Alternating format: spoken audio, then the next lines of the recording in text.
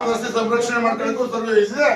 ಸರ್ಕಾರಿ ಅಧಿಕಾರಿ ಇದ್ರಿ ನಾವು ಕೊಡ್ತೀವಿ, ಸ್ವೀಕಾರ ಮಾಡಿ.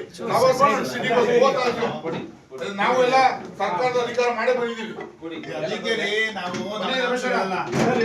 ಸಬರ್ಬನ್ ಬಸ್ ಸ್ಟ್ಯಾಂಡ್ ಸಾಹೇಬರು ಕೇಳ್ತಾ ಇದಾರೆ, ಎರಡೂ ಕಡೆ ಮಾಡಿದರೆ ತಾವು ತನಿಖೆ ಮಾಡಿ, ನಾವು ತನಿಖೆ ಮಾಡ್ಕೊಡಲ್ಲ. ತಾವು ಬನ್ನಿ, ರಮೇಶ್ ಬಿಡ್ರಿ, ಬರೀ ಕಿರಣ್ ಗೌಡ್ರು ಬಿಡ್ರಿ. ರಾಕಿ ಸರ್ ಈ ಕಡೆ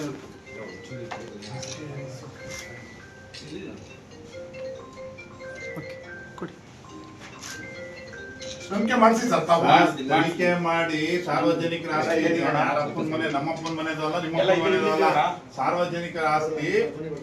ನಮ್ಮ ಮಾತ್ರ ಕ್ರಮ ತಗೋತೀರಾ, ಬೇರೆಯವ್ರ ಕ್ರಮ ತಗೋಬಾರ್ದಾ?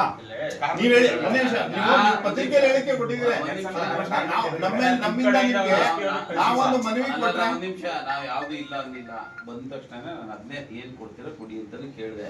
ಎಲ್ಲ ತನಿಖೆ ಮಾಡಿ ಸರ್. ನಮ್ಮಲ್ಲಿ ನಮ್ದು ಸಿಟಿ ವ್ಯಾಪ್ತಿಗೆ ಮಾತ್ರ ಬರೋದು. ರಾಮಸ್ವಾಮಿ ಸರ್ಕಲ್ ಬಸ್ ಅನ್ನ ನಿಲ್ಸಿ ಕಂಪ್ಲೇಂಟ್ ಕೂಡ ಅಂಟಿಸಿದ್ದಾರೆ. ನಮ್ಮ ಪಾರ್ಟಿ ಆಫೀಸ್ ಅಲ್ಲೇ ಹೋಗೋದ್ರಿಂದ ನಾವು ನೋಡಿದೀವಿ, ನಮ್ಮ ಯುವ ಮೋರ್ಚಾ ಕಾರ್ಯಕರ್ತರು ನೋಡಿದ್ದಾರೆ. ಅದಾದ್ಮೇಲೆ ಮಾಧ್ಯಮದಲ್ಲಿ ಪ್ರಚಾರ ಆಗಿದೆ. ನಾವು ದಯವಿಟ್ಟು ಅದನ್ನ ತನಿಖೆ ಮಾಡಿಸಿ ಸಾರ್ವಜನಿಕರ ಆಸ್ತಿಯನ್ನು ಸಂರಕ್ಷಣೆ ಮಾಡಿ. ಡಿಪೋಯಿಂದ ಹೋದ್ರೆ ರಾತ್ರಿ ಡಿಪೋ ಬರಬೇಕು, ಪ್ರತಿ ಬಸ್ಸು ಚೆಕ್ ಆಗುತ್ತೆ ಅಲ್ವಾ? ಯಾವ ಬಸ್ ಗಣಿಸಿದ್ರೆ ಎಷ್ಟು ಡಿಪೋ ಇದೆ ನಿಮ್ದು, ಸಿಟಿಲಿ ಎಷ್ಟು ಡಿಪೋ ಇದೆ ಅಂತ ನಿಮ್ಗೆ ಗೊತ್ತಿದೆ. ರೂಲ್ಸ್ ಪ್ರಕಾರ ಯಾವುದೇ ಒಂದು ಸ್ಟಿಕ್ಕರ್ ಗವರ್ನಮೆಂಟ್ ನಿಮ್ಮ ಪೊಸಿಷನ್ ಇಷ್ಟು ಸೈಜಿಗೆ ನೀವು ಮಾಡಕ್ಕೆ ನಿಮ್ದು ಒಂದು ಮಿತಿ ಇದೆ ಅಲ್ವಾ? ನಿಮ್ಗೆ ಇಷ್ಟು ಹೆಚ್ಚಿನ ಏನಾದ್ರು ಹಾಕ್ತೀನಿ ನಾನು ಅನ್ನೋದಾದ್ರೆ